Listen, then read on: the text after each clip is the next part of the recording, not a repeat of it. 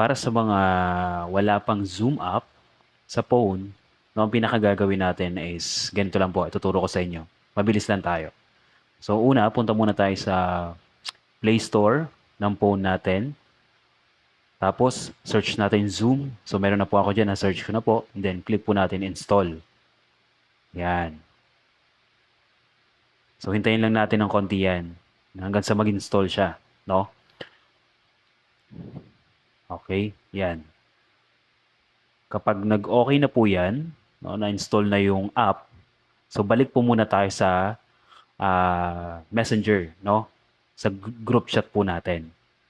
Tapos, pinakagagawin lang po natin dyan, i-click lang po natin yung link, no? Na nandyan sa, yan sinend ko po, no?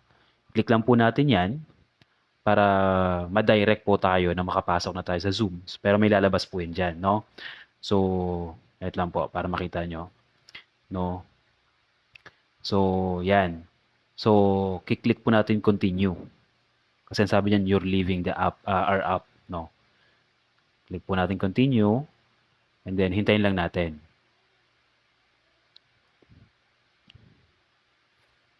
Okay. And then, wait lang po ulit. Hintayin lang ulit natin, no? Na-direct na po tayo niyan sa Zoom. Ngayon, may makikita po kayo dyan na allow Zoom to take picture. So, click po natin while using the app. Yung pinakaunang button. Yan. Tapos may display name po dyan. Pwede po natin palitan yan. Ang ilalagay ko po dyan, syempre pangalan ko po, JR. No? So, yan. Type ko po, JR. Okay. Then click OK. Dito sa part na to, pwede mo siyang i-unmute. Tanggalin yung boses. Yan, may button po dito. Makikita nyo dyan, dalawa. Yan, pwede natin tanggalin yung boses. Hindi tayo maririnig. At di rin tayo makikita. No? Pero pwede natin pong i-on yan pagpapasok po tayo. Then, last part na gagawin natin is, kiklik lang po natin yung join sa baba. So, ganun lang po. So, dito sa part na to, ito yung pinaka-last part, maghihintay lang po tayo dito na accept tayo ng host ng Zoom. So, that's it. Ganun lang po kabilis yung ating